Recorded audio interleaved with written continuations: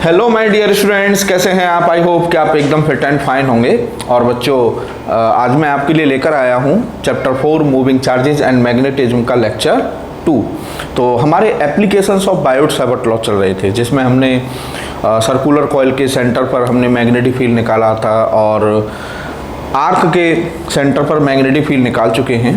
तो उसी को आगे बढ़ाते हुए, एप्लीकेशंस को आगे बढ़ाते हुए, तो आज का जो हमारा एप्लीकेशन है वो है करंट कैरिंग सर्कुलर लूप की एक्सिस पर हमें मैग्नेटिक फील्ड पता करना है बायोट-सावर्ट लॉ से। ठीक है, तो आगे बढ़ते हैं बच्चों। तो magnetic field on the axis of circular current loop, clear. तो बच्चों, ये एक सर्कुलर लूप है, ठीक है, ये एक ब्रासलेट है और ये लाइक अ सर्कुलर लूप, ठीक है। तो इस सर्किल का जो सेंटर होता है, सर्किल के सेंटर से जो लाइन सर्किल के प्लेन के परपेंडिकुलर पास होती है, सर्किल के सेंटर से, ये सर्किल का प्लेन हो गया, सर्किल के प्लेन के perpendicular the line passing through centre of the circle is called axis of the circle. It means ये इस लूप का सेंटर है, ठीक है। तो इस सेंटर से जो लाइन पास हो रही है, ये इस लाइन को हम बोलेंगे इस सर्कुलर लूप की एक्सिस, ठीक है साहब। अब यहां कोई पॉइंट है ये P, इस पॉइंट P पर हमको मैग्नेटिक फील्ड पता करना है। अब साहब, सबसे पहले हमें ये समझना जरूरी है, ये फील करना, ये विजुलाइज करना जरूरी है कि ये कॉइल बोर्ड पर रखी हुई कैसे है ना। तो देखिए, दो केस हैं। एक तो ये कॉइल ऐसे रखी हो बोर्ड पर, ठीक है, तो ये बोलेंगे हम कि ये बोर्ड के प्लेन के पैरेलल रखी हुई है ना। और एक सिचुएशन ये है कि ये ऐसे बोर्ड पर खड़ी हुई है, मतलब बोर्ड के प्लेन के परपेंडिकुलर है, या यूं कहिए कि जो बोर्ड का प्लेन है और जो कॉइल का प्लेन है वो दोनों परपेंडिकुलर हैं, ठीक है। तो ये जो कॉइल रखी हुई है ये आपकी ऐसी रखी हुई है, ठीक है। और ये जो आपका डार्क वाला जो पार्ट है इस कॉइल का, ये वाला पार्ट है जो हमारे जस्ट सामने है, और जो ये डॉटेड मैंने आपको बनाया है ये पीछे वाला पार्ट है, ये वाला, समझ रहे होंगे आप, ठीक है। तो ये आपका जो डॉटेड पार्ट है ये पीछे है और ये जस्ट हमारे सामने है। करंट की डायरेक्शन, करंट कैसे फ्लो कर रही है इस कॉइल में, करंट फ्लो कर रही है साहब इसमें, जैसे ये सपोज ये आपकी कॉइल है, ठीक है। तो कॉइल कैसे करंट फ्लो कर रही है, ऐसे आई करंट यहाँ से ऐसे बोर्ड के बाहर आ रही है यहाँ, और फिर ऐसे जा रही है नीचे की तरफ, ठीक है। फिर ऐसे गई नीचे, फिर किधर जा रही है, बोर्ड के अंदर, फिर पीछे से ऐसे आई, तो यूं करके करंट आपकी इसमें फ्लो कर रही है, समझ रहे हैं आप। तो ये कहने का मतलब यहां पर जो करंट की डायरेक्शन है वो है डॉट, क्या, डॉट, ठीक है। और यहां जो करंट की डायरेक्शन है वो है साहब आपकी क्रॉस, क्लियर। तो डॉट और क्रॉस, आपको ध्यान होगा हमने मैग्नेटिक फील्ड को डिनोट किया था। तो डॉट और क्रॉस मैग्नेटिक फील्ड और करंट दोनों के लिए यूज हो सकता है। अगर करंट पेज के, पेपर जो होता है, पेपर के प्लेन के परपेंडिकुलर अपवर्ड है तो डॉट से डिनोट करेंगे, और अगर करंट पेपर के प्लेन के परपेंडिकुलर -z में है, अंदर की तरफ है, तो उसे क्रॉस से डिनोट करेंगे। तो ये डॉट यहाँ पर ये डिनोट कर रहा है कि ये जो करंट है ये बोर्ड के बाहर की तरफ ऐसे आ रही है, ठीक है। और ये क्रॉस यहाँ पर ये डिनोट कर रहा है कि ये जो करंट है ये बोर्ड के अंदर परपेंडिकुलर अंदर की तरफ जा रही है, ठीक है। इस डेरिवेशन में कुछ भी नहीं है, बस इस डेरिवेशन में सबसे बड़ी बात है कि हम चीज़ों को विजुलाइज कर पाएँ। अगर सारी चीज़ों को हम विजुलाइज कर पा रहे हैं तो फिर इस डेरिवेशन में कुछ भी नहीं है। और बहुत इंपॉर्टेंट डेरिवेशन है, ठीक है, बोर्ड के पॉइंट ऑफ व्यू से तो बहुत ही इंपॉर्टेंट है, ठीक है, अक्सर आ जाता है इसे ड्राइव कराने को, क्लियर। तो लेट्स स्टार्ट। तो बायोट-सावर्ट लॉ कहता है हमारा बच्चों, आपको ध्यान होगा लास्ट वीडियो में, Biot Savart law dB is equal to mu not upon 4 pi IDL sine theta upon R square, ठीक है। ये थी बायोट-सावर्ट लॉ की स्केलर फॉर्म, और इसी को जब हम वेक्टर फॉर्म में लिखेंगे तो वो हो जाएगी आपकी dB is equal to mu not upon 4 pi D L cross R और अपॉन में आपका आर क्यूब।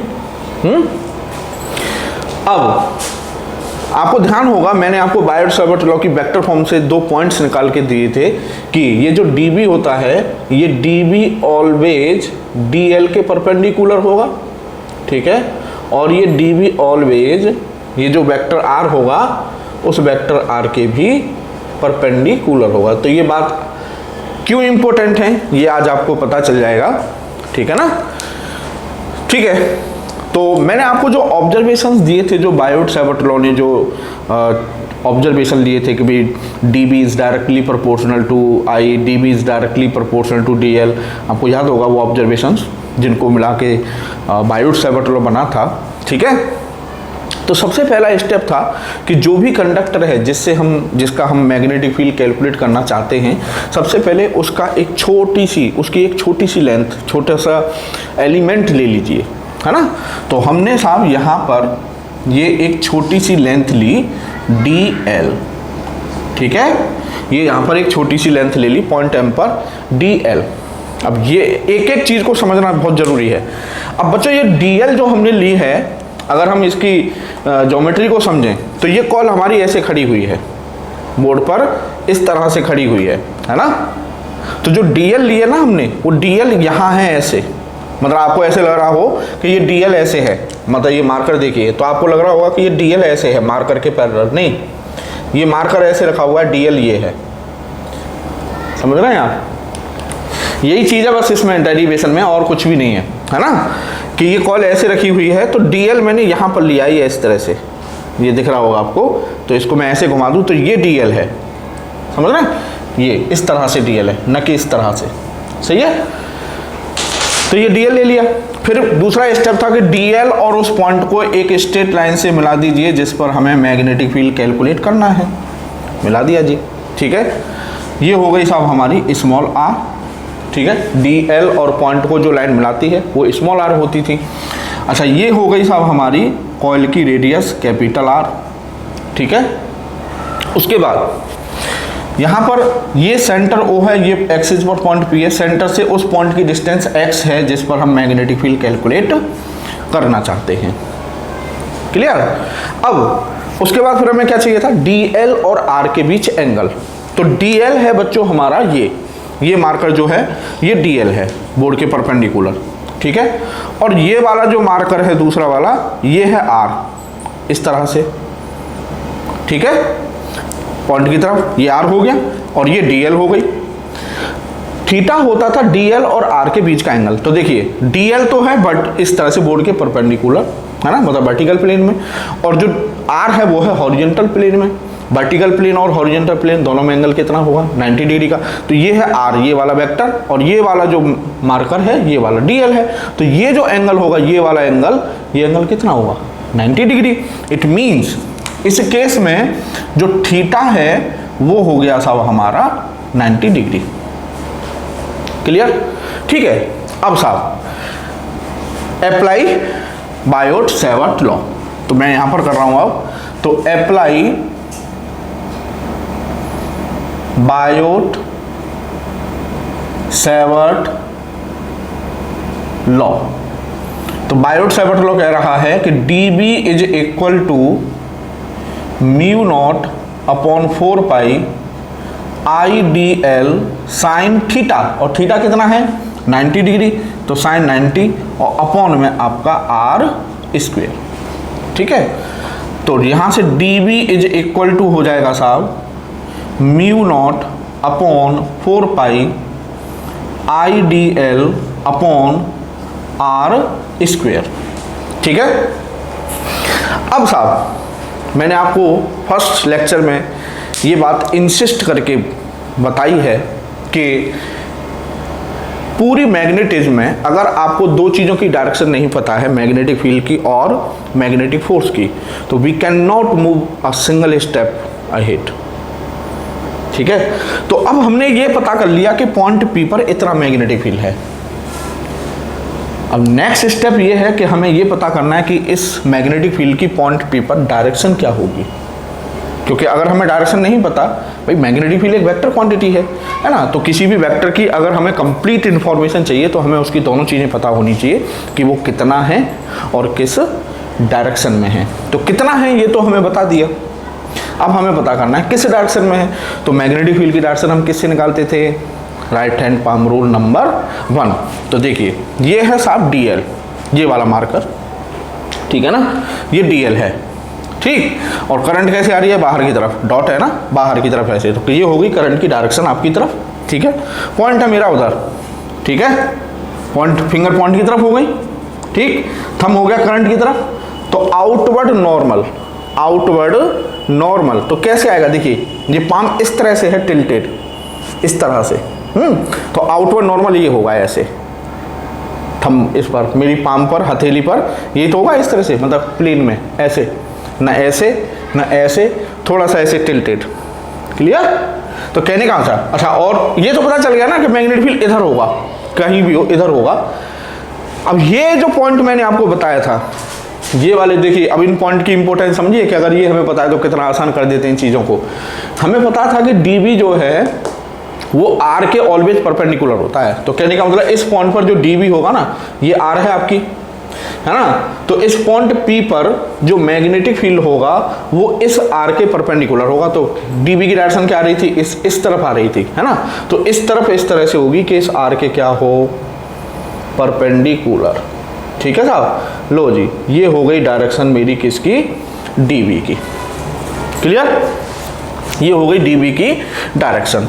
अब साहब ये मान लेता हूं मैं कि this line is x axis और इसके परपेंडिकुलर ये जो लाइन है, इस लाइन को मान लेता हूं मैं y एक्सिस, ठीक है। अब साहब अब ध्यान से देखिए कि जो DB वेक्टर है वो न तो x पर है न y पर है, x और y के बीच में लाई कर रहा है, इट मीन्स वो प्लेन में लाई कर रहा है।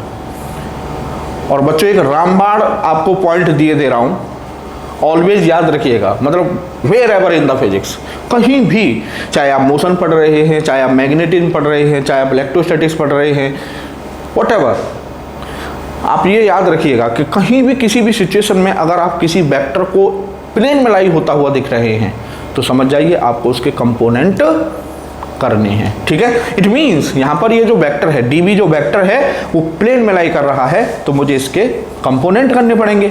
अब देखो कंपोनेंट करने के लिए मुझे एंगल पता होना चाहिए, है ना।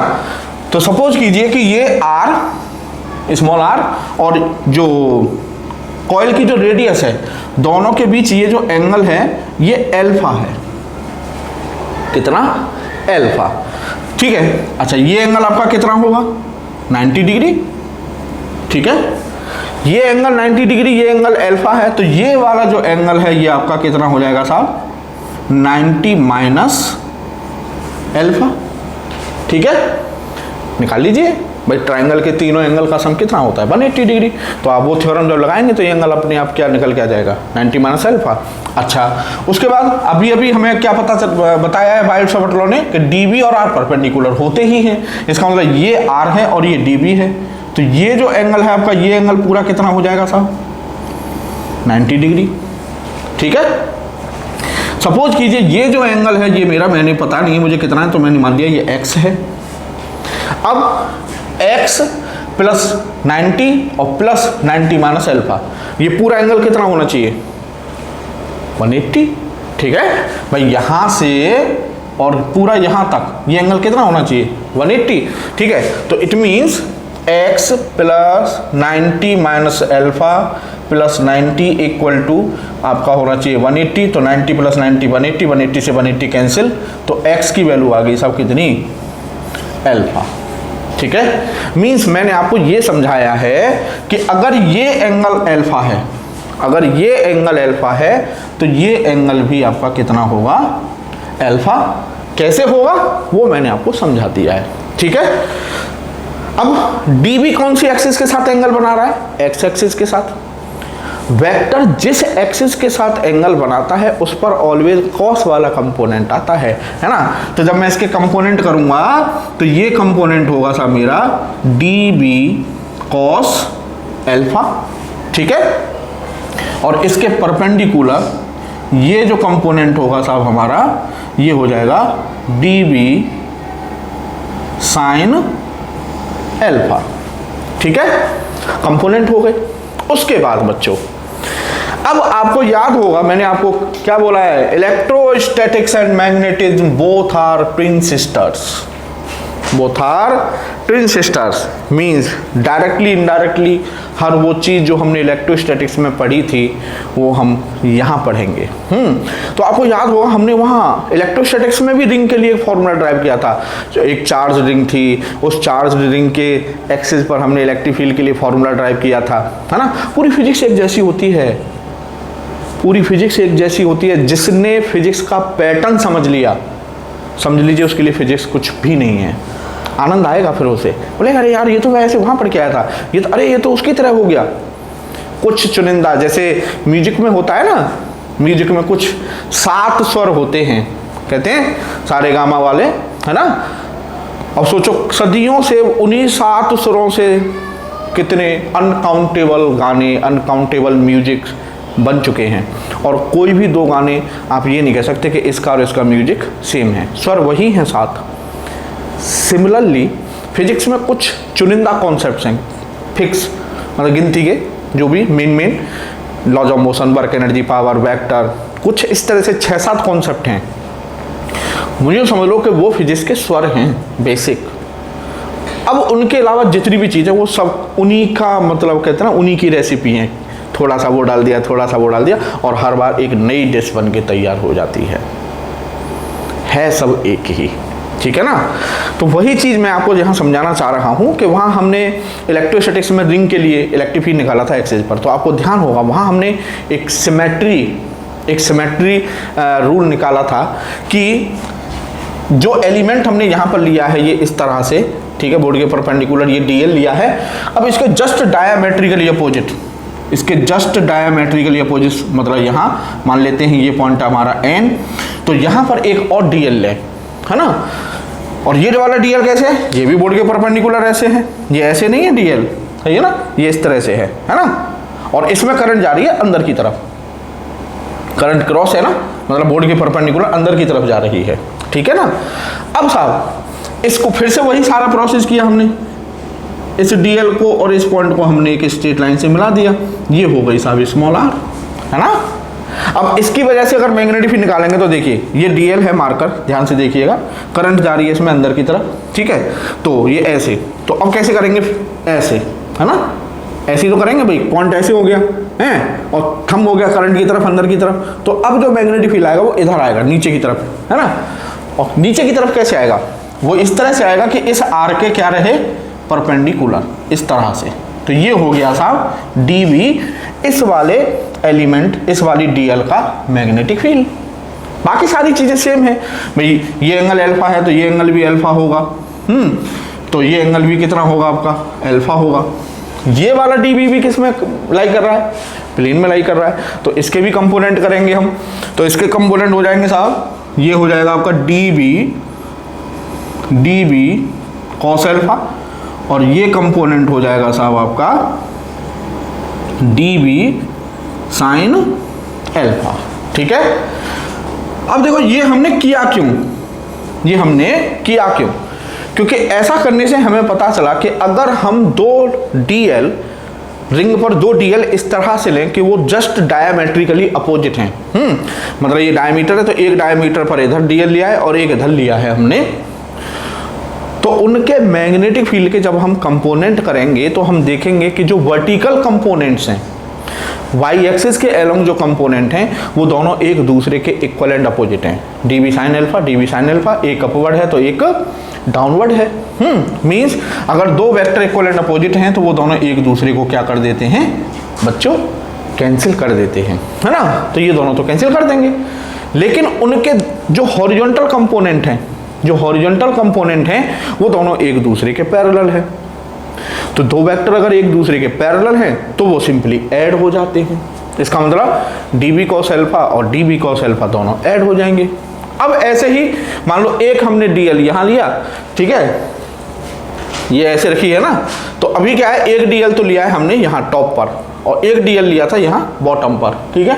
अब सपोज करो एक डीएल यहाँ लिया जाए जस्ट आपके इन फ्रंट और एक इसके जस्ट बिहाइंड ऐसे यहाँ पर लिया जाए, तो ये हर दो डायमेट्रिकली अपोजिट एलिमेंट के लिए कॉन्सेप्ट होगी कि दो डायमेट्रिकली अपोजिट एलिमेंट अगर लिए जा रहे हैं तो उनके वर्टिकल कंपोनेंट एक दूसरे को कैंसिल आउट कर देते हैं और हॉरिजॉन्टल कंपोनेंट ऐड हो जाते हैं। क्लियर? तो कहने का मतलब जो मैग्नेटिक फील्ड होगा नेट, वो क्या होगा, वो कॉइल की एक्सिस के पैरेलल होगा, क्योंकि वर्टिकल कंपोनेंट जितने भी हैं वो सब एक दूसरे को कैंसिल आउट कर रहे हैं। तो जो नेट मैग्नेटिक फील्ड होगा वो क्या होगा, dB cos alpha plus dB cos alpha plus dB को, मतलब जितने भी एलिमेंट होंगे 2 3 4 5 6 7 8 9 10 अप टू n, जितने भी एलिमेंट होंगे सबके हॉरिजॉन्टल कंपोनेंट ऐड होते चले जाएंगे। तो कहने का मतलब ये हुआ, अब मैं यहाँ पर जो मैंने आपको ये समझाया है मैं इसका पूरा यहाँ पर लिख देता हूँ कि नाउ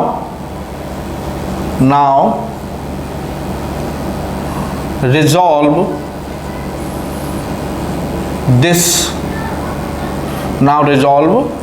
this magnetic field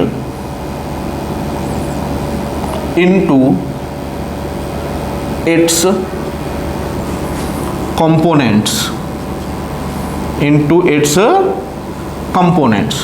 ठीक है। अब साहब तो कंपोनेंट कर दिए, अब we take another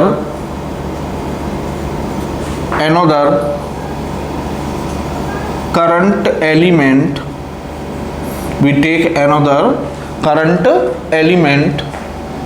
just diametrically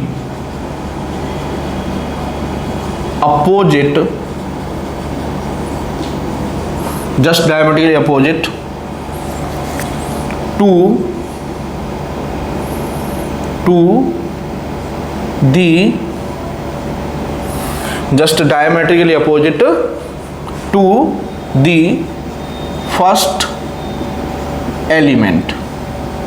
Clear? We see that the vertical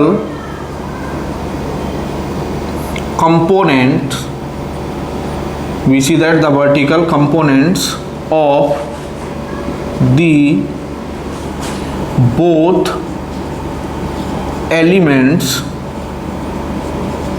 will cancel out each other, ठीक है साहब, and their horizontal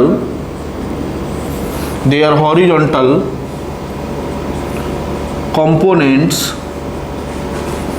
will be parallel to each other, so they will add up। तो वो दोनों क्या हो जाएंगे साहब, ऐड हो जाएंगे। तो कहने का मतलब ये तो एक मतलब एलिमेंट लिया है हमने, ये तो एक एलिमेंट दो की बात चल रही थी कि एक एलिमेंट यहाँ लिया, फिर एक उसके जस्ट डायमेट्रिकली ले लिया, फिर कहीं कोई एलिमेंट लेंगे और उसके डायमेट्रिकली अपोजिट लेंगे, है ना। तो कहने का मतलब जितने भी एलिमेंट्स हम लेते चले जाएंगे सबके हॉरिजॉन्टल कंपोनेंट क्या होते चले जाएंगे, ऐड होते चले जाएंगे। तो जो नेट मैग्नेटिक फील्ड होगा, अब मैं इसको रफ कर देता हूँ, ये तो आपने लिख लिया होगा, ठीक है। तो जो नेट मैग्नेटिक फील्ड होगा वो क्या होगा, sum of all the horizontal component, ठीक है।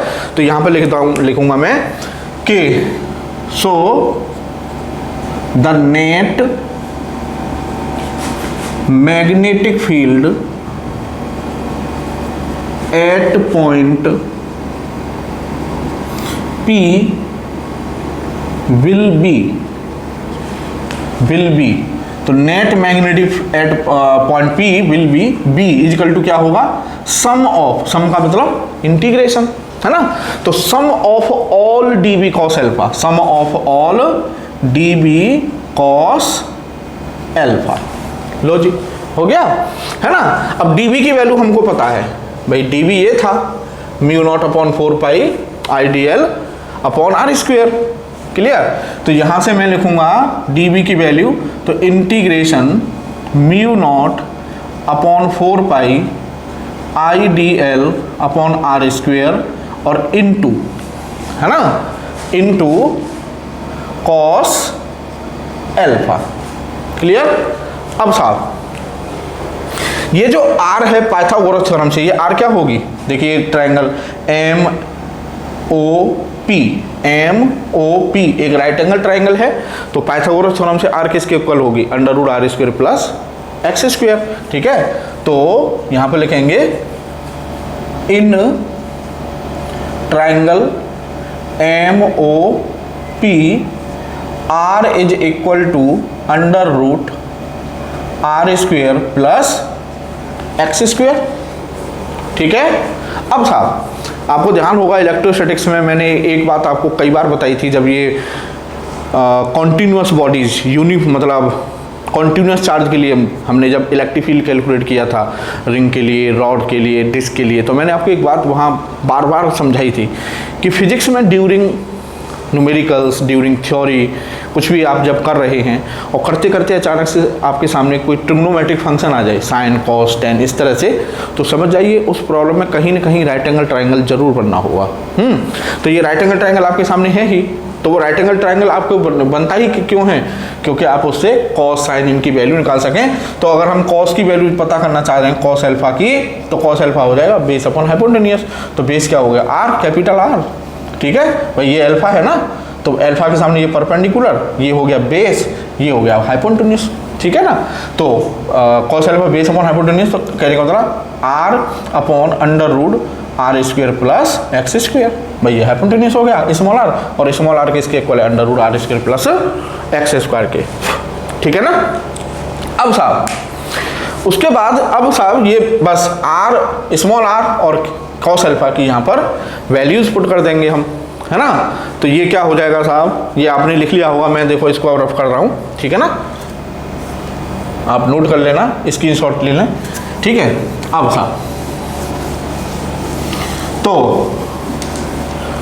अब B इज इक्वल टू ये होना है आपका mu not upon 4 pi IDL upon R square, small R square, तो रूट हट जाएगा ये, तो ये हो जाएगा आपका R square plus x square into cos alpha, तो कॉस अल्फा की वैल्यू रख देंगे, तो capital R upon under root R square plus x square, है ना। तो B इज इक्वल टू हो जाएगा साहब हमारा mu not I R upon 4 pi R square plus x square की power 1, R square plus x square की power 1/2, तो दोनों पावर ऐड हो जाएंगी, तो 1 प्लस 1/2 3/2 हो जाएगा, तो ये हो जाएगा R square plus x square to the power 3/2, ठीक है। और इंटीग्रेशन में आपका DL, ठीक है। इंटीग्रेशन DL मैंने आपको लास्ट उसमें समझा दिया था कि इंटीग्रेशन DL का मतलब है जो भी कंडक्टर है हमारा, कॉइल, वायर, जो भी कंडक्टर है, integration DL means total length of the conductor. तो यहाँ पर हमारा क्या है, सर्किल, तो सर्किल की टोटल लेंथ बोले तो उसकी सरकमफेरेंस, है ना। तो ये जो हमारी कॉइल है इसकी इंटीग्रेशन DL मतलब इसकी टोटल लेंथ, तो टोटल लेंथ क्या हो जाएगी 2πr, है ना।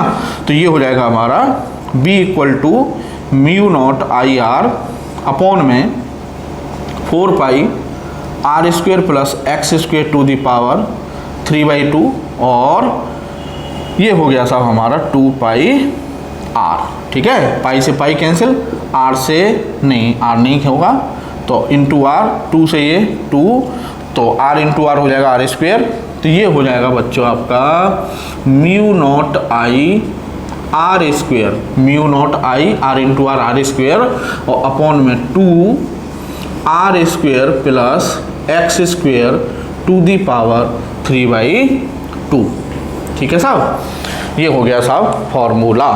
क्या? Mu not I R square upon 2 R square plus x square to the power 3/2।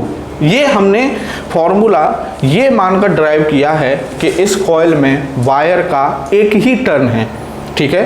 तो इस तरह से इसमें अगर 2 टर्न होंगे तो दूसरे टर्न का भी इतना ही मैग्नेटिक फील्ड आएगा, ठीक है। तो वो ऐड हो जाएगा, तो मतलब 2 इंटू दिस, 3 होंगे तो 3 इंटू दिस, 4 होंगे तो 4 इंटू दिस। कहने का मतलब अगर इस कॉइल में इस तरह से 1 2 3 4 इस तरह से n टर्न्स हैं, सपोज कीजिए वायर के n कितने भी, मतलब अब n हमने जनरलाइज कर दिया, तो क्या होगा इस फॉर्मूले में n का मल्टीप्लाई हो जाएगा।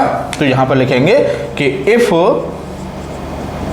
Coil has n turns, if coil has n turns, तो B is equal to mu not an I R square upon 2 R square plus x square to the power 3/2। लो जी, ये करंट कैरिंग सर्कुलर कॉइल की axis पर magnetic field के लिए formula आ गया। और ये फॉर्मूला हमको बच्चों याद होना चाहिए।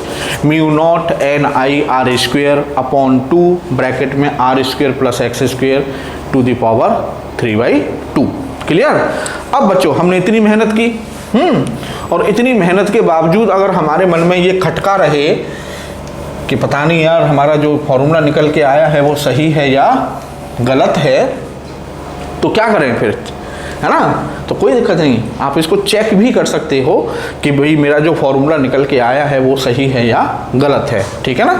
तो देखिए कैसे, तो सबसे पहले अब कुछ स्पेशल केसेस लेते हैं हम। तो स्पेशल केसेज, तो स्पेशल केसेज में केस फर्स्ट है साहब हमारा कि अगर ये पॉइंट, ये जो पॉइंट हमने यहाँ पी लिया था, अगर ये पॉइंट हमारा सपोज कीजिए यहाँ से और सेंटर पर आ जाए, यहाँ से ये पॉइंट मैं धीरे धीरे धीरे धीरे ऐसे ला रहा हूँ, तो x की वैल्यू कम होती जाएगी ना ये x, और यहाँ पर आके x की वैल्यू क्या हो जानी है 0। तो अगर मैं उस पॉइंट P को सेंटर पर ले आऊँ तो x क्या हो जानी है 0 हो जाएगी, ठीक है। तो if point P lies at centre, ठीक है, if point P lies at centre, तो then x becomes equal to 0। तो जब यहाँ x की जगह मैं 0 रख दूंगा तो ये फॉर्मूला मेरा निकल के आएगा mu not I R square और अपॉन में 2 आर क्यूब, भाई ये x 0 हो गया, आर स्क्वेयर की पावर 3/2 हो जाएगा, तो 2 से 2 कैंसिल, तो आर क्यूब, है ना, आर स्क्वेयर से एक ये पावर खत्म हो गई, ठीक। तो ये बचा आपका फॉर्मूला म्यू नॉट एन भी तो है इसमें, तो म्यू नॉट एन आई और अपॉन में आपका 2r, ठीक है। लो जी, ये तो वही फॉर्मूला आ गया जो लास्ट हमने ड्राइव किया था सर्कुलर कॉइल के सेंटर पर। यही तो फॉर्मूला होता है मैग्नेटिक फील्ड के लिए, mu not an I upon 2r, mu not an I upon 2r। याद आया कुछ, ठीक है। इट मीन्स अगर ये फॉर्मूला गलत होता, अगर ये फॉर्मूला गलत होता तो ये सही नहीं आता। क्लियर? इसका मतलब हमारा जो फॉर्मूला है वो एकदम सही है। क्लियर? अब साहब इसको रफ कर देते हैं, ठीक है। अब केस सेकंड है हमारा कि B centre upon B axis, ठीक है। मतलब जो सर्कुलर कॉइल है उसके सेंटर वाला मैग्नेटिक फील्ड और जो हमने एक्सिस पर मैग्नेटिक फील्ड निकाला है उनका रेशियो पता करना चाह रहे हैं हम। तो बी सेंटर क्या था साहब हमारा, mu not an I upon 2r, ठीक है। और एक्सिस वाला फॉर्मूला क्या था, एक्सिस वाला फॉर्मूला था हमारा b equal to mu not an I R square upon 2 R square plus x square to the power 3/2, ठीक है ना। तो mu not an I upon 2r into ये हो जाएगा साहब आपका 2 R square plus x square to the power 3/2 और अपॉन में mu not an I R square, mu not an I R square. तो म्यू नॉट एन आई से mu not an I cancel, ठीक है, 2 से ये 2 कैंसिल, क्लियर। और r into R square ये हो जाएगा आर क्यूब, तो ऊपर होगा आपका R square plus x square to the power 3/2 और नीचे हो गया साहब हमारा आर क्यूब, ठीक है ना।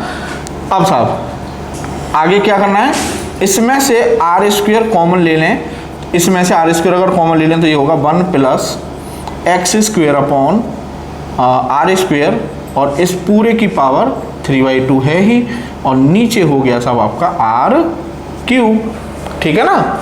अब साहब देखिए, अब आर स्क्वेयर की पावर 3/2 और 1 plus x square upon R square की पावर 3/2, ठीक है। तो आर स्क्वेयर की पावर 3/2 करेंगे तो स्क्वायर 2 से 2 कैंसिल, क्या बचेगा आर क्यूब और आर क्यूब से आर क्यूब कैंसिल। तो ये आ जाएगा साहब हमारा 1 plus x square upon R square to the power 3/2। तो ये हो गया B centre upon B axis का रेशियो, क्लियर। ये आपसे कभी कभी डायरेक्ट पूछ लिया जाता है तो आपको पता होना चाहिए, ठीक है ना। अब साहब अब आगे आते हैं बच्चों इसका ग्राफिकल रिप्रेजेंटेशन, ठीक है, ग्राफिकल रिप्रेजेंटेशन, ठीक है। तो ग्राफिकल रिप्रेजेंटेशन क्या है साहब इसका, v वर्सेज x ग्राफ। तो b versus x graph, b versus x graph होगा हमारा ये साहब b और ये हमारी हो गई x, ठीक है। तो b वर्सेज x ग्राफ होता है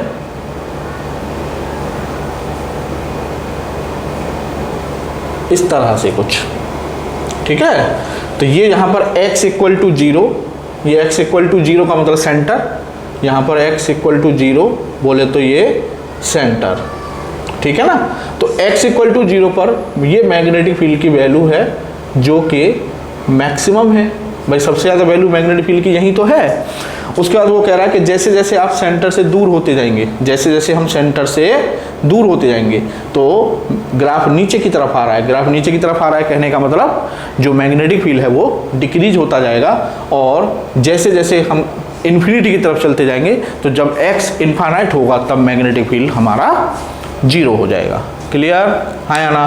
तो ये ग्राफ दो चीज़ें बता रहा है हमें, क्या कि सर्कुलर कॉइल के सेंटर पर मैग्नेटिक फील्ड मैक्सिमम होता है ना। तो यहाँ पर आप इसको नोट कर लीजिए, ठीक है। तो ये आपने कर लिया होगा, मैं इसको अब रफ कर देता हूँ। तो सर्कुलर, ये नोट कर लें आप, पहली बात क्या कि at the centre of circular coil magnetic field is maximum, magnetic field is maximum, ठीक है। और दूसरा पॉइंट है कि एज वी मूव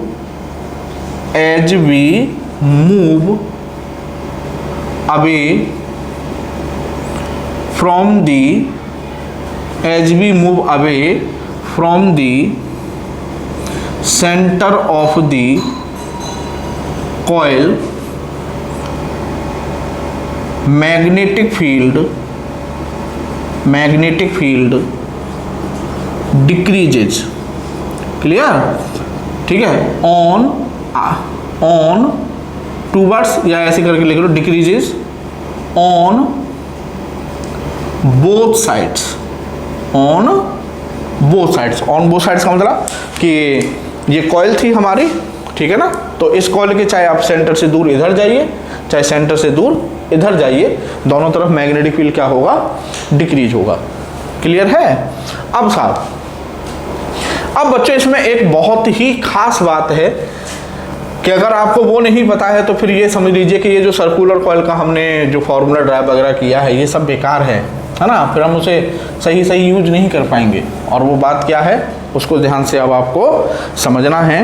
बात है कि ये तो हमें पता चल गया कि ये सर्कुलर कॉइल है और इस सर्कुलर कॉइल की एक्सिस पर, इस सर्कुलर कॉइल की एक्सिस पर यहाँ मतलब -इन्फिनिटी से +इन्फिनिटी तक कहीं भी कोई अगर पॉइंट लेते हैं तो उस पर एक मैग्नेटिक फील्ड होगा, लेकिन उस मैग्नेटिक फील्ड की डायरेक्शन क्या होगी वो अभी हम नहीं जानते पता करना, ठीक है। चलो इस केस में है, लेकिन वो जरूरी थोड़ी है डायरेक्शन चेंज कर दे करंट की फिर क्या होगा, है ना। तो एक बात तो यहाँ पर तय है कि जो मैग्नेटिक फील्ड होगा, मैग्नेटिक फील्ड, तो यहां पर हेडिंग डाल लेते हैं पहले, direction of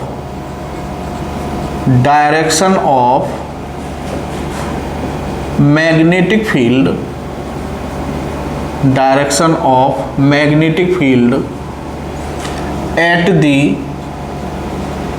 axis of circular coil, ठीक है। तो magnetic field, direction of magnetic field at the axis of circular coil. तो अभी तक जो हम पढ़ रहे थे राइट हैंड पाम रूल, उससे नहीं निकलेगी डायरेक्शन, ठीक है ना, यही इसमें गड़बड़ है, क्योंकि आप उसे बार बार लगाएंगे अगर आपको नहीं बताया जाए, और डायरेक्शन वो आप गलत निकाल लेंगे या आप पता ही नहीं कर पाएंगे कि यार समझ में नहीं आ रहा क्या डायरेक्शन है। तो इसके लिए अलग रूल है, ये ध्यान रखिएगा। अगर एक्सिस वाले पॉइंट पर हमें डायरेक्शन निकालनी है तो right hand palm rule number 1 काम नहीं करेगा, उसके लिए अलग रूल होता है जिसको हम बोलते हैं राइट हैंड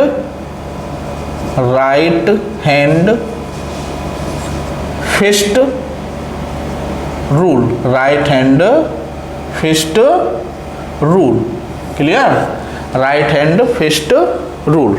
तो राइट हैंड फिस्ट रूल क्या होता है कि राइट हैंड फिस्ट, ये राइट हैंड है, फिस्ट ये फिस्ट हो गई साहब मेरी, ठीक है। तो राइट हैंड फिस्ट रूल कहता है कि hold the axis of the coil in right hand fist, ठीक है, होल्ड दी, है ना। कहने का मतलब आपको जो कॉइल की एक्सिस है, ये कॉइल की एक्सिस है, मान लो ये मार्कर कॉइल की एक्सिस है, तो वो कह रहा है कि जो एक्सिस है उसको अपनी राइट हैंड फिस्ट में होल्ड करना है, पकड़ना है, और इस तरह से पकड़ना है कि हमारी जो फिंगर्स हैं वो करंट की डायरेक्शन में कर्ल हों, करंट की डायरेक्शन में बंद हों, ठीक है। जैसे हमने ऐसे पकड़ा और हम फिंगर्स को जब बंद करें तो वो बंद होते समय करंट की डायरेक्शन में चलें, ठीक है, इस तरह से पकड़ना है। तो देखो इसमें मैंने अभी हम जब डेरिवेशन कर रहे थे तो हमने इसमें करंट की डायरेक्शन क्या ली थी, इस तरह से ली थी, है ना।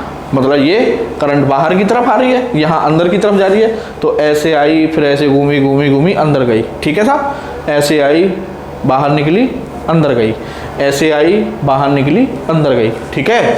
तो कहने का मतलब जब मैं इसको, ये एक्सिस है, जब मैं इस एक्सिस को होल्ड करूँगा तो फिंगर कैसे आनी चाहिए, करंट की तरफ, मतलब ऐसे, है ना, ऐसी तो जा रही है करंट, तो मैं जब फिंगर्स को घुमाऊंगा तो करंट की डायरेक्शन में बंद होनी चाहिए। देन आउट स्ट्रेच्ड थंब, जो मेरा थंब आएगा, थंब जिस डायरेक्शन में आ रहा होगा वही डायरेक्शन है मैग्नेटिक फील्ड की। तो देख लो मैग्नेटिक फील्ड इसी तरफ तो आ रहा है, नहीं है ना, एक्सिस के पैरेलल किधर है, अभी फ्रॉम दी सेंटर, क्लियर। अब सपोज करो इसी में करंट होती कुछ इस तरह से, ये मान लो कॉइल है और करंट की डायरेक्शन चेंज करती मैंने ऐसे, ठीक है। कहने का मतलब यहाँ पर तो जा रही है अंदर क्रॉस, और फिर पीछे से बाहर निकल के आ रही है डॉट, है ना। करंट कैसे फ्लो कर रही है इसमें, अब ऐसे जा रही है अंदर, फिर पीछे से ऐसे घूम के आई बाहर, ऐसे गई घूम के अंदर, फिर पीछे से घूम के आई बाहर, ठीक है। तो अब देखो, अब मेरे को एक्सिस कैसे पकड़नी है, मेरे को एक्सिस राइट हैंड फिस्ट में ऐसे पकड़नी है कि मेरी फिंगर्स करंट की डायरेक्शन में जाएं। तो यहाँ पर कैसे जा रही है करंट, अंदर की तरफ, तो मेरी फिंगर कैसे जानी चाहिए, अंदर की तरफ, ठीक है। तो मैं बंद कर रहा हूँ ऐसे, अब थंब किधर आ रहा है, towards the centre, towards the centre. तो बहुत सिंपल रूल है, राइट हैंड फिस्ट रूल, याद रखिएगा।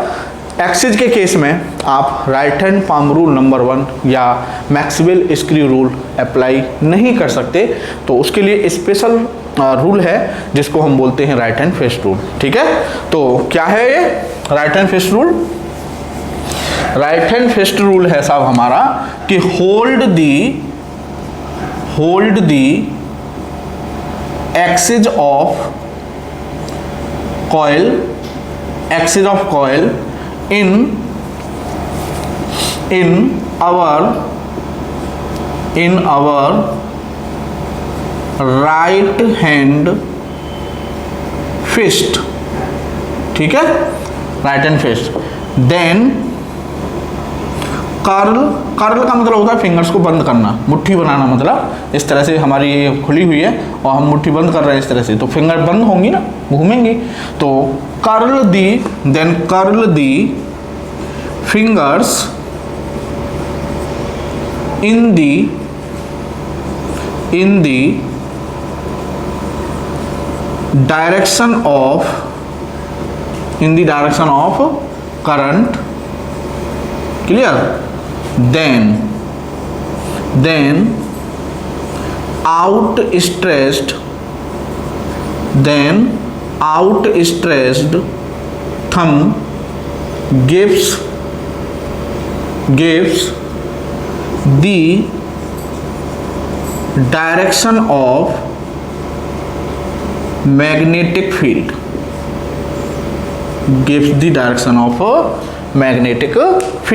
क्लियर। अब साफ, और एक पॉइंट और नोट कर लीजिए कि at axis magnetic field is always parallel to the axis, either away from the center or towards the center, ठीक है, away from the center और towards the center, ठीक है। तो मैं दोनों का मतलब कहने का मतलब मैग्नेटिक फील्ड एक्सिस पर ऑलवेज एक्सिस के पैरेलल होगा, या तो सेंटर की तरफ या सेंटर से दूर। तो दोनों सिचुएशन क्या है, जैसे ये हो गया सब आपका एक्सिस, सॉरी कॉइल, और ये हो गई कॉइल, इसमें करंट फ्लो कर रही है ऐसे, मतलब यहाँ पर कॉइल अंदर की तरफ जा रही है और यहाँ से बाहर निकल रही है, ये हो गई ये करंट इसमें, ठीक है। कहने का मतलब यहाँ से आपकी बाहर आ रही है करंट बोर्ड के, और यहाँ बोर्ड के अंदर जा रही है -Z, ठीक है ना। ये हो गई साहब हमारी एक्सिस, क्लियर। और एक्सिस पर ये कोई पॉइंट P, यहाँ पर ये एक्सिस पर ये कोई पॉइंट P, और ये एक्सिस थ्रू आउट ऐसे है, ये एक्सिस यहाँ पर थ्रू आउट ऐसे है ना। अब देखो फिंगर्स को हमने पकड़ा, सॉरी एक्सिस को हमने होल्ड किया अपने राइट हैंड फिस्ट में, करंट कैसे जा रही है, अंदर की तरफ, देखिए अंदर की तरफ, ठीक है ना, फिंगर अंदर की तरफ जानी चाहिए। तो थंब किधर आ रहा है, टूवर्ड्स द सेंटर। तो मैग्नेटिक फील्ड की डायरेक्शन एक्सिस के पैरेलल हो गई, टूवर्ड्स द सेंटर O, ठीक है। अब यहाँ पर करंट कैसे आ रही है साहब, यहाँ इस पॉइंट पर देखो बाहर की तरफ, तो फिंगर ऐसे बाहर की तरफ आनी चाहिए, ठीक है। तो राइट हैंड फिस्ट में हमने एक्सिस को होल्ड किया इस तरह से कि फिंगर करंट की डायरेक्शन में बंद हो। तो थंब किधर जा रहा है, इधर। कहने का मतलब एक्सिस के parallel away from the centre, ये हो गई मैग्नेटिक फील्ड की डायरेक्शन, ठीक है। अब एक और चीज भाई, इधर भी तो पॉइंट हो सकता है कॉइल के, इधर भी तो पॉइंट हो सकता है, इधर भी तो पॉइंट हो सकता है, नहीं। मान लो ये पॉइंट है Q, ये पॉइंट है आपका Q, तो दोनों तरफ मतलब एक कॉइल है, ये कॉइल है ना, तो इसके एक पॉइंट इधर है और एक पॉइंट इधर है, तो जो डायरेक्शन इस पॉइंट पर होगी मैग्नेटिक फील्ड की, वही डायरेक्शन इस पॉइंट पर होगी, देख लीजिए आप, ठीक है। जैसे अब मैंने यहाँ पॉइंट लिया, तो करंट कैसे जा रही है यहाँ अंदर, तो देखो अंदर करूँगा मैं फिंगर्स को, एक्सिस को हाथ में लेके, तो थंब किधर आ रहा है मेरा, इधर ही तो आ रहा है, तो इधर ही तो है -X, तो ये डायरेक्शन हो गई मैग्नेटिक फील्ड की। तो पॉइंट P पर भी किधर है मैग्नेटिक फील्ड, -X की तरफ, पॉइंट Q पर भी किधर है, -X की तरफ। सिमिलरली यहाँ पर मान लो मैं पॉइंट Q ले लेता हूँ ये, तो करंट कैसे आ रही है, बाहर की तरफ, डॉट है बाहर की तरफ आ रही है, तो एक्सिस को पकड़ा मैंने साहब और फिंगर्स को करंट की डायरेक्शन में घुमाया ऐसे, तो करंट थंब किधर आ रहा है, इधर। कहने का मतलब इस पॉइंट पर भी मैग्नेटिक फील्ड की डायरेक्शन किधर होगी, प्लस एक्स। क्लियर। तो कॉन्सेप्ट क्या हुई कि सर्कुलर कॉइल के दोनों तरफ 2 पॉइंट लिए जाएं तो दोनों पॉइंट्स पर मैग्नेटिक फील्ड की डायरेक्शन सेम होती है। ठीक है साहब। अब ये हो गई साहब हमारी डायरेक्शन। तो ये याद रखिएगा कि राइट हैंड फिस्ट रूल, तो एक्सिस पर भूल कर भी right hand palm rule number 1 या मैक्सवेल स्क्रू रूल ना लगाएं। क्लियर। अब आते हैं लास्ट पॉइंट है हमारा। तो बच्चों हेल्महोल्ट्ज कॉइल क्या होती है, this is the combination of 2 coaxial, coaxial मतलब जिनकी 2 कॉइल हैं और एक्सिस सेम है ना, 2 coaxial coils of same radius, दोनों की रेडियस क्या है, सेम है, such that distance between their centres is equal to their radius. ठीक है। तो ये 2 सर्कुलर कॉइल्स हैं, ये 2 सर्कुलर कॉइल्स हैं। अगर कोई छोटी बड़ी लग रही हो तो भावनाओं को समझें, दोनों बराबर हैं। इसकी भी रेडियस आर है, इसकी भी रेडियस आर है, और इनके सेंटर टू सेंटर जो डिस्टेंस है C1 C2 सेंटर्स के बीच जो डिस्टेंस है वो इनकी रेडियस के इक्वल है, मतलब आर के इक्वल है। ठीक है। तो this type of combination of 2 coaxial circular coils is said to be Helmholtz coil. Helmholtz एक फिजिसिस्ट थे जिनका थर्मोडायनामिक्स और इलेक्ट्रोमैग्नेटिज्म में बहुत बड़ा योगदान है ना। अगर आप लोगों ने सुना हो केमिस्ट्री में, थर्मोडायनामिक्स में आपने सुना होगा हेल्महोल्ट्ज फ्री एनर्जी। ठीक है। तो ये वही हेल्महोल्ट्ज हैं। तो थर्मोडायनामिक्स में और इलेक्ट्रोमैग्नेटिज्म में इन्होंने काफ़ी रिसर्च की थी, काफ़ी इनकी वजह से डेवलपमेंट हुआ था। ठीक है। तो ये वही हेल्महोल्ट्ज हैं। ठीक है। तो उनके नाम पर उन्होंने ही इसको डिज़ाइन किया था कि 2 कॉइल ली थी। और आप सोच रहे होंगे कि इसका पर्पज़ क्या है, तो इसका पर्पज़ होता है इन 2 कॉइल्स की हेल्प से हम यहाँ पर, ये एडिशनल क्वेश्चन है आपका एनसीईआरटी में, है ना। तो एनसीईआरटी के क्वेश्चंस क्यों नहीं होते हैं हमसे, वो इसलिए नहीं होते हैं क्योंकि हम ऊपर से कॉन्सेप्ट पढ़ लेते हैं मोटे मोटे तौर पर, और एनसीईआरटी आप जानते ही हैं कि वो बहुत थोड़ा सा डीप में जाता है। तो ये अब आपको समझ, जब आप उस क्वेश्चन को पढ़ेंगे या करने की कोशिश करेंगे तो आप आराम से कर देंगे उसे, और हम बाकी हम करेंगे। ठीक है ना। तो यहाँ पर सेंटर पर वो मैग्नेटिक फील्ड निकलवाएगा आपसे, इन दोनों कॉइल की वजह से सेंटर पर मैग्नेटिक फील्ड निकलवाता है। तो 2 सर्कुलर कॉइल अगर एक दूसरे के इस तरह से कॉम्बिनेशन बना के, मतलब हेल्महोल्ट्ज अरेंजमेंट बोला जाता है इसको, अगर बना दिया जाए तो इस मिड पॉइंट पर जो मैग्नेटिक फील्ड आता है वो कांस्टेंट होता है, मतलब यूनिफॉर्म होता है। तो हेल्महोल्ट्ज ने ये कॉम्बिनेशन बनाया था यूनिफॉर्म मैग्नेटिक फील्ड प्रोड्यूस करने के लिए। ठीक है। और वन मोर कंडीशन कि direction of current in both the coils must be same, otherwise this arrangement is not called Helmholtz coil. ठीक है। तो दोनों कॉइल्स में जो करंट की डायरेक्शन है बच्चों वो सेम होनी चाहिए। ठीक है ना। तो ये था बच्चों आज का लेक्चर हमारा सर्कुलर कॉइल के ऊपर, और ये बहुत इंपॉर्टेंट है बोर्ड के पॉइंट ऑफ व्यू से। ये डेरिवेशन अक्सर आता रहता है, B = μ0 Ni r² ब्रैकेट में r² plus x² to the power 3/2। तो आप इसको 1-2 बार प्रैक्टिस करेंगे। ठीक है। मैंने पूरी तरह से इसे कंसेप्चुअली आपको समझाने की कोशिश तो पूरी की है। ठीक है। और आई होप कि आपकी समझ में आया भी होगा। तो मिलते हैं आपसे नए टॉपिक के साथ नेक्स्ट वीडियो में। तब तक के लिए थैंक यू। जय हिंद।